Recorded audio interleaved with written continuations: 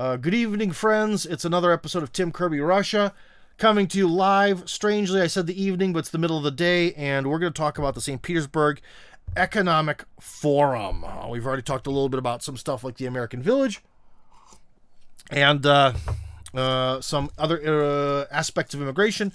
But since I attended as a somewhat honored guest the St. Petersburg International Economic Forum, I thought maybe I might talk about that because it's, hey, it's something different. It's something related to Russia, and that's what we do on this channel. So I was invited there from the International Movement of Russophiles. They were like, Tim, we need someone to really be like our spokesman. That's a good thing. Be the spokesman.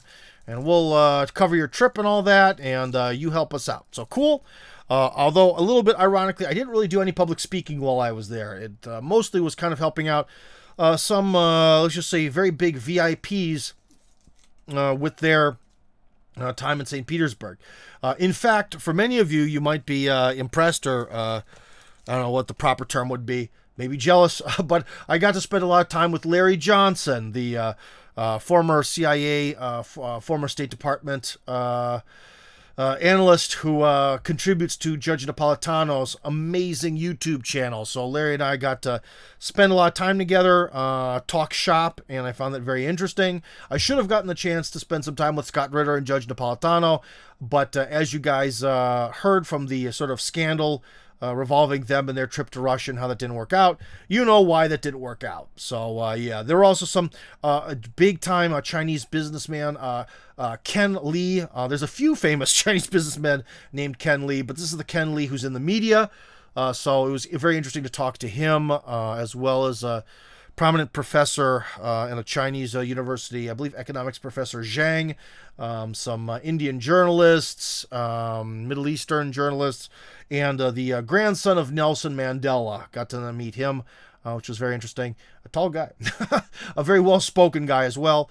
And so, yeah, I think it was a very, let's just say, interesting few days. Very interesting few days at this economic forum, again, amongst all of these VIP guests from really around the world. And, when we actually had the session, when all of our guests were speaking, they did a good job of sort of having, one person from each region. We had, your China, your India, your, Islamic world, Middle East, Africa, South America, the West, America, all this other stuff. So I think it turned out to really be good, and you'd be amazed how many people are willing to travel to Russia, despite the fact that it's kind of a pain in the butt to get here nowadays, having to fly through neutral third countries and all that. But there were a lot of people at the forum, a lot. And definitely a lot of foreign people. It wasn't just Russians. It was quite full. The one thing that's nice about the economic forum is that it's actually right next to the airport. So you can kind of fly in and go right from the airport right to the expo center, which is to the advantage of your, like Arab sheiks and those kind of people with their big entourages and all that. And I think like the president of Zimbabwe or something showed up, and some major world leaders showed up, and your presidents and all that, and it makes it very convenient. What is inconvenient is that like the area around where the event is kind of like the American Midwest. I mean, it's just like, stroads, as they're called, and a lot of buildings and asphalt. There's not really much out there. All the pretty stuff in St. Petersburg was downtown, so we took a few bus trips with the guests to actually go downtown and see the real St. Petersburg with all of its beautiful sights, and some people rented boats and all that. Some people went to the cigar bar. I think everyone had a real nice time there. Let's see. We have some comments here. If you have this is from our previous topic. If you have an online job, you can live anywhere. Yes, but if the local authorities don't want you living there, it'll never work. So, kind of. But again, immigrate to Moscow and St. Petersburg and surrounding areas. Your life will be much easier. Then when you get citizenship, go wherever the hell you want because they can't stop you. Armenia will withdraw from the CSTO, Prime Minister Pashinyan said. Okay, I don't know how that relates to this conversation, but sure. We'll see where that goes. Armenia is really digging itself a grave as fast as it possibly can. But anyways, back to our topic about the economic forum. So the one thing that's kind of cool about these forums is that it gives you a chance to they really had all these different like displays of all these different Russian companies, especially for as being a sort of watch enthusiast. They even had a Konstantin Chaikin, who's a famous watch designer in Russia. He had his own sort of display, and a lot of the regions of Russia had their own displays. So it almost turned into kind of like a set of exhibits of like the Russian economy. Like these big businesses all set up their different exhibits and all that. And even some foreign countries had like these kind of like their own little zone. But the thing is, friends, even having attended this now for like the third time, I still kind of don't understand the point. So for example, Oman, like the country, Oman, Oman, they had a huge area of this event, and it had all these like nice chairs, and they had coffee, and all the guys were in, let's say, Omani clothing, like, you know, with these like robes and turbans and all that, and it was cool. But you kind of wonder, like, what is this all for? You know, how does this all work? Because there's definitely like some deal making and deal signing that goes on in the background, but like, what is with this whole Oman area? Why do I mention that? Because I sat there and had coffee because I needed a place to sit down.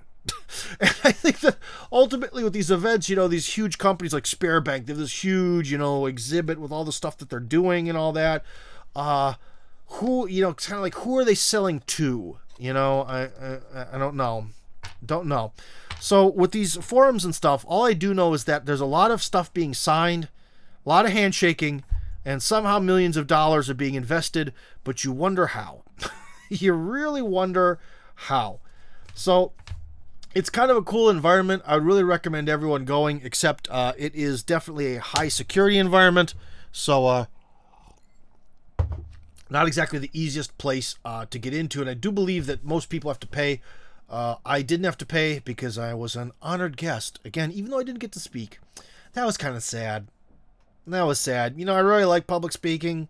I was really hoping I could do something. Last year, I did a really good job in terms of talking about immigration and all that.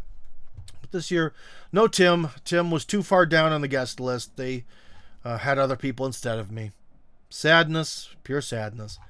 But anyways, it was a real neat event. It gave me the chance to kind of be in a different mode for 4 days. But it was very tiring because, again, you know, when people invite you to these kind of events, they want you to help out and all that. And so in some ways, I think I kind of turned into a little bit more, less of a spokesman, maybe turned more into like a sort of representative or even security guard for this group of people.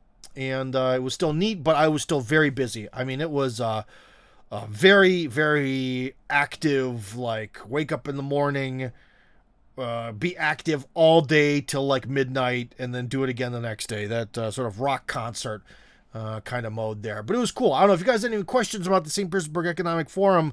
You know, I'd love to answer. But even for like I said, for myself, it's still a little bit mysterious. Other than like, as you saw, because everything that President Putin said made international headlines. It's almost like an event where it just kind of creates this storm of interest towards everything, to all the sort of businesses and regions that are there. It just creates this huge whirlwind of interest and all that. Yeah. And I kind of wish I could have done it also not so busy. This is one of the things that sucks, is when you have to do something that's kind of in a work way, is you don't really get to enjoy it, because a lot of people are like, Tim, oh, you're going to hang out with us. We've got all these ideas, proposals. Call me. We'll talk, you know, like 80s. Well, the 80s, call me, bro. We'll talk about this. You know, and I didn't really get to do any of that. So one of the main things you need to do at these kind of events is schmooze. And as someone who is a natural introvert and loner, the whole like schmoozing and talking to people thing is very draining for me. So I didn't really have the energy to do that. In fact, some like foreign journalists were like, "Oh my gosh, Tim, we've got to hang out." And it was like right at the end when I'm leaving, and I'm like, No, we don't. I'd like to, maybe another day, but not this time. Not this time. So, yeah. So, ultimately, it was cool. The real cool thing was getting to meet Larry Johnson. That was awesome. Hopefully, we'll be able to get him on the program and be involved in this whole Russophiles movement, which It's according to its mission statement, it exists to be against the idea of cancel culture, against Russian culture, but kind of against cancel culture as a whole. So that's something that's fun to be involved in, because cancel culture is not a good thing. This is stupid. Even though Russia's at war with these Ukrainians, I still say I would still not want big the sort of hammer pants that are traditional in Western Ukraine to be like banned or anything. I don't like this whole cancel culture stuff. It's too far, too much, not a good way to do things whatsoever. So anyways, I guess we don't really have any questions. I guess the previous topics were more interesting. So no questions in the chat. So anyways, let me just say that this whole International Economic Forum, I guess it's just sort of a way to put a lot of attention onto your project. Like there were these big signings of contracts. And I guess if you just went to someone's office and like signed a contract by the water cooler, no one cares. But if you do it at some sort of major event, and there's this, there's journalists there, and there's lights flashing, and in the background there's all sorts of pretty stuff happening, then I guess this multi-million-dollar contract is going to look better or something, So I think it's kind of a PR hype sort of thing. Someone even said, oh, this is something I should have said this at the beginning of the video. Sorry, viewers. Someone said that the whole point of the St. Petersburg International Economic Forum now is it's sort of like a thumb in the eye to the West that shows that Russia isn't isolated. And I would say it does. One of the things is that for the madmen in the West, the talking heads, your what are they? I want to say Saki, but she doesn't even work anymore. You're kind of Admiral Kirby, the evil Kirby, Admiral Kirby types that just read off the teleprompter, or Lindsey Graham, for those people. No matter what Russia does, they're not going to like it, and they're not going to believe that it is anything other than an isolated rogue nation of evil. So you're never going to convince them. But for people who are, let's just say, more open-minded to facts, the fact is there's a gigantic event that attracted people from 140 countries, and Russia did not look very isolated at all during this event. So if that was the goal of the event, is show the world Russia is not isolated, and a lot of business deals got cut, then cool. Then that is a major success. If that was the objective, then objective achieved, and all the people who organized it are winners. So yeah, Sam wants to talk. Hello, Sam. Anne. Let's go to hold on, Anne first. Let's go back to Anne because I think we might have something more. First Anne, then Sam. Sam always brings up very complex issues. Yes. Okay, Tim, can you summarize what were the major outcomes? Maybe you should list it of the forum. And secondly, to get over Russophobia, which has to be done, did they have any displays of culture or history or Oh yeah. In fact, there were many of the regions of Russia had their own like regional display. So like you could sort of take like a miniature tour of Russia. And of course, in true Bashkortostan style, those guys know how to hype an event. And there was actually a Bashkir food restaurant that was set up where people could eat. So yeah, there definitely was a cultural side of things. And for the whole international Russophile movement, one of the sort of, how do I put it? I wanted to call it the final supper, but that sounds bad. No one was crucified. Or like Last Supper, the sort of ending meal of the multi-day event was actually at this kind of bar restaurant that's actually sort of built on top of the roofs of St. Petersburg. And I explained to the guests about how like the whole thing of hanging out on the roof in St. Petersburg is part of like the cultural zeitgeist, and that restaurant gives you the feeling of being like hanging out on the roof, but you're actually inside of a restaurant. And so stuff like that. Yeah, there was definitely a cultural tour. We took the VIPs to the what would it be, like the city government office or whatever you want to call it, which is in a palace, And there was a lot of discussion about the history and friendship and about St. Petersburg and all this other stuff. So yeah, there was definitely a cultural side of this. thing. But that was more for the VIPs. For some sort of random journalist from, say, Jordan, I don't know what their experience was. It probably depended on their budget, you know.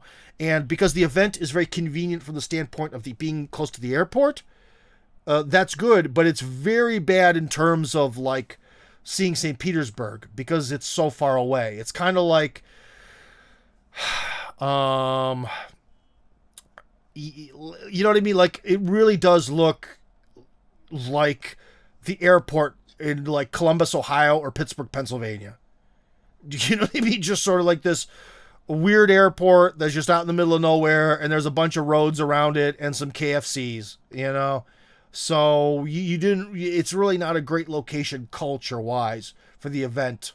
It's a good location transport wise. So, yeah, I think that's it. But our VIPs definitely should have walked away with some, sorry, I'm spitting a lot today. Please forgive me. Some sort of, like, feeling of Russian culture, I should hope. So.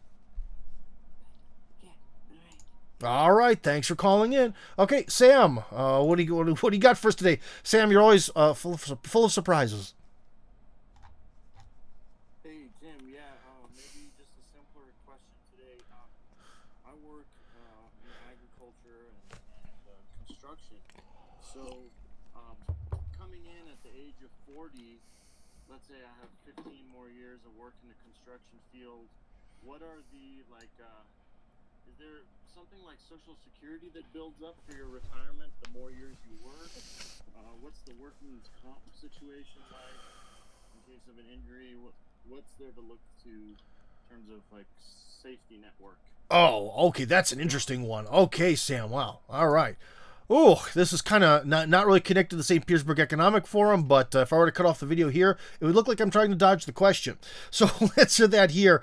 Unfortunately, guys, one of the problems is, you know, your old buddy Tim, Tim Kirby Russia, the channel, I can kind of admit, we're kind of falling apart here. I am really busy, and it is hard to maintain the schedule of trying to upload videos, so I try to do things with zero editing. So we're just going to have this be here, whether it fits the topic or not. So, the thing about working in Russia with your hands is that in Russia there is Social Security like there is in the United States. And the more you pay into the system, the more the system pays out when you're old, okay? But in America or in anywhere, is the Social Security payment a lot? No. I've generally seen that most people, well, first off, Putin even says that they're going to raise Social Security again, which is good because they finally... over the last few years, just the last few years, more or less sort of like during the COVID period, start of the war, they finally have made the actual minimum wage kind of close to what the actual minimum wage in Russia maybe should be. Because remember, people, as being a working class person, when I hear minimum wage, I think, well, that's the wage that I think everybody deserves, right? I'm working class. And unfortunately, that's not really what the government sees it as. They really see it as, what is the absolute minimum amount of money you could possibly survive on? And any amount of money below that is just certain death or homelessness. Okay, so we have to think of things in terms of the way the government, especially in Russia, sees minimum wage. And so that was increased at the start of the war to like 22,000 rubles a month. Now it's up to 30,000 rubles a month. And they're going to increase it again, I think. So... that is actually getting close to reality for, like, the first time. Because just 5 or 6 years ago, it was something like 4,000 rubles, which is $40. No one can survive on $40 a month. No one. It's just not possible. Okay? So this sort of base number is the number that really generates then. So if the government says this is the minimum amount of money you need to just not be homeless, not be starving and all that, then Social Security has to be around this or higher. Okay? So the Russian Social Security calculations are going to go up, which is good. So I think we're on a good trajectory as of now. I think Putin, especially after the big tax hikes on the rich, I think that's where a lot of the money is going to go. So the situation is getting better. But ultimately, whether you work with your hands or whatever, as long as you're working for somebody else, you're ultimately going to rely on two things when you're old. Russian Social Security and trying to own real estate and make someone pay rent to you. Because I've seen There's definitely two types of old age in Russia. If you have children, especially multiple children, and you are able to own real estate, you live a very nice retirement because you're getting some rent money, you're getting some social security, you can live with your children, which in Russia is a lot more normal and acceptable, and it should be acceptable everywhere. This whole idea that your parents are supposed to just march off and die at some facility to not inconvenience their children is bullshit. But anyways, that's traditional values. That's a different topic. So those kind of people I've seen have some pretty happy, amazing retirements. The apartment that my kids live at that I've been renting for a long time, the owner of it is that guy. He is an elderly guy who has a very nice vehicle, and he collects some rent money and a social security, and he gets along with his kids, and his retirement is top tier, I would say. In fact, that guy has nothing to complain about in terms of his life. And remember, because in Russia we have socialized medicine, so at the very least, everyone has that sort of minimum level of medical care. So that's group number one of old people. Group number two are the people who didn't have kids, or they had one kid they don't get along with, or they didn't do anything except work some sort of stupid office job, and they're at the minimum social security payment. And those are the kind of people you will see who are, let's just say, desperate. That is the sort of old lady by herself, husband's dead, no one's out there to help her. And that's the sort of darker side of retirement in Russia. And I can tell you this, that the pathway is clear. And that's what I tell everyone, is that the big key thing in Russia is owning real estate. People who own land and real estate and resources are just at a different tier than people who don't, and that tier really affects your retirement. So that's kind of what I'd tell you about workman's comp. All right. Don't bet on it. That's more of an American thing, because remember, in America we're more litigious.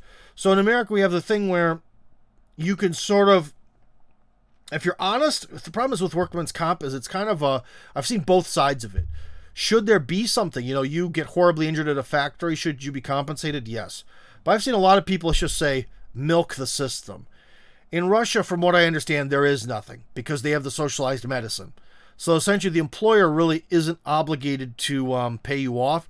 However, gross negligence is punishable. Okay? So that's where you get into this whole lawsuit things. But again, one of the hard things is it's a matter of proving it. Prove that the employer is negligent. It's difficult. I would just say, to be honest, and one thing that Russians do is never hurry. There is no reason to hurry ever. One thing I'll tell you, there is nothing more slow motion in Russia than construction. In construction, you take your time. You set up what if you got a safety harness, you set that up. You take as much time as you want. Check it 7 times. If you have a hard hat, a lot of times they don't. Take the time, walk over and get it. There is no rush at the construction site. No one is ever in a hurry. And I think that's also connected to this whole workman's comp thing, where since that doesn't exist here, or at least not that I know of, people don't rush. Construction work goes nice and slow, so nobody gets hurt. And that's how it is. One of the other things, too, why workman's comp doesn't exist here is also because for the last, many years, for the most part, there's a lot of the major core, from the way the government views reality, okay?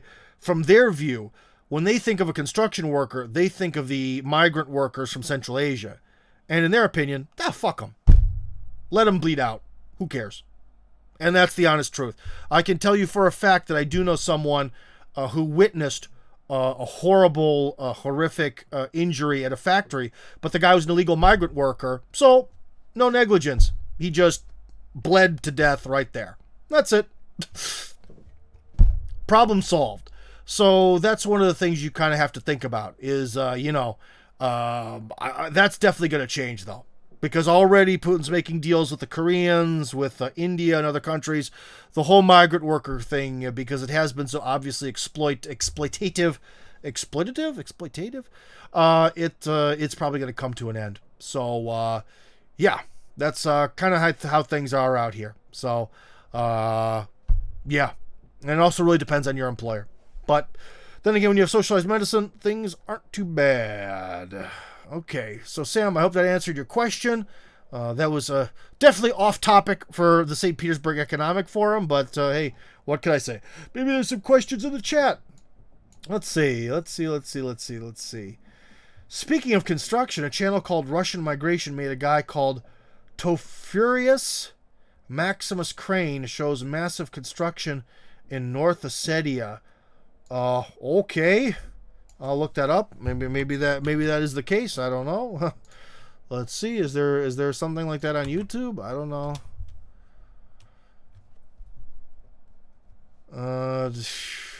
Sure. Tofurious. He has a lot of videos with Teddy Boy Greg. I don't know what's going on there. It says an American in Moscow. Okay.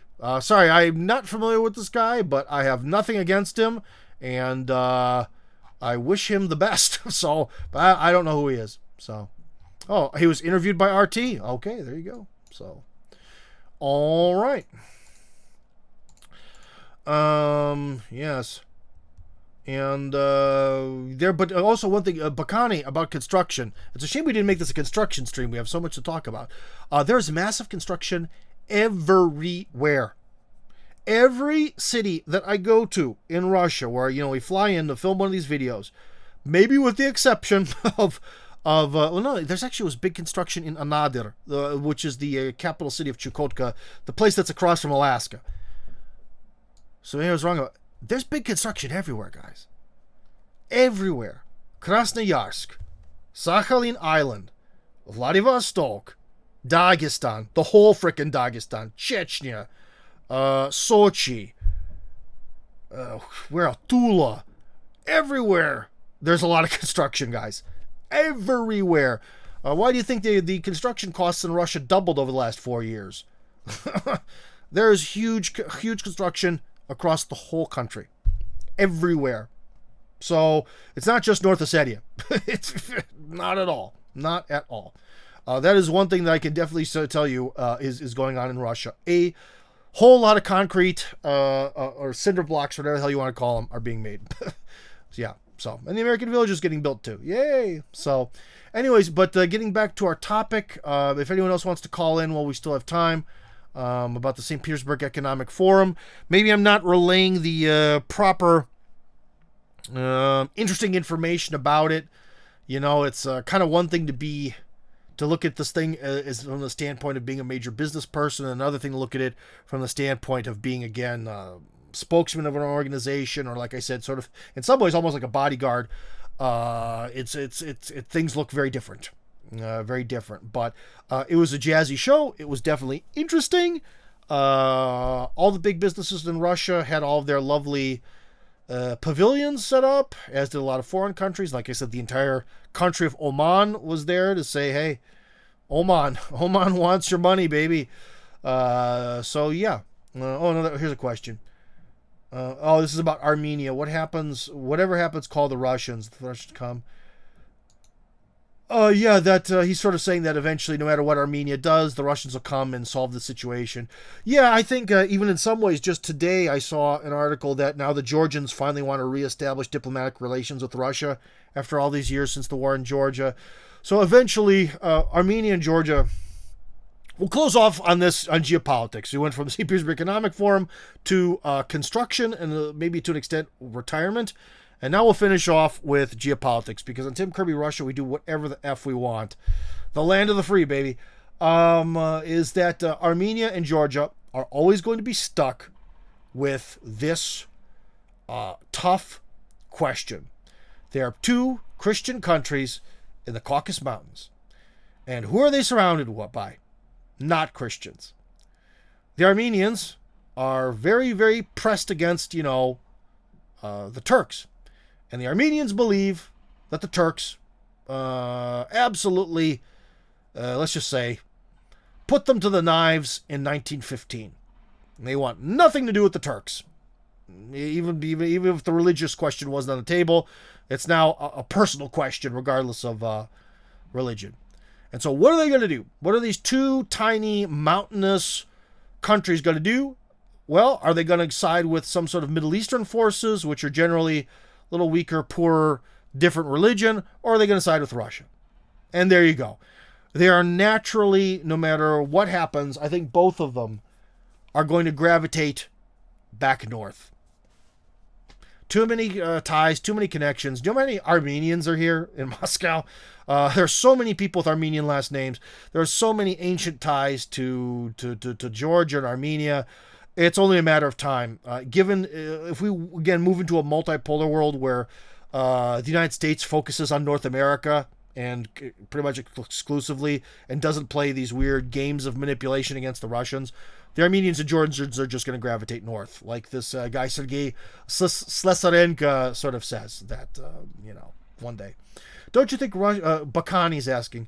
Don't you think Russia must focus on the fraternal religious and cultural immigration, or is it already doing that? No, because the Russian immigration system is mostly just based on whether you have a legal foothold to immigrate through marriage. That's really what it's concerned with, or if you were born in the Soviet Union, and that's it. So yeah, because you could in theory have the right to live there. So the system is not a strategic one. It is again, we've talked about this before, but unlike other countries where their Ministry of External Affairs, as they call it in Russian, or in American we call it the State Department, that sort of entity would generally deal with immigration, but in Russia it's the police, and that's the way the police see the world. And to be honest, they would just prefer to have less immigration, because more immigration means more problems. It just means they have to work harder. Work harder for the same amount of money. And trust me, in Russia, people will not work harder for the same amount of money. That is not going to happen. So, yeah. But anyways, guys, I guess that was it. A little conversation about the St. Petersburg International Economic Forum. We got another question coming. Hold on. Someone's typing in who we haven't talked to for a while. Nope, that is not related to this topic. Okay, never mind. So anyways, guys, I hope you enjoyed this sort of small series of live streams. I'm going to upload everything right now. Oh my gosh, time to upload.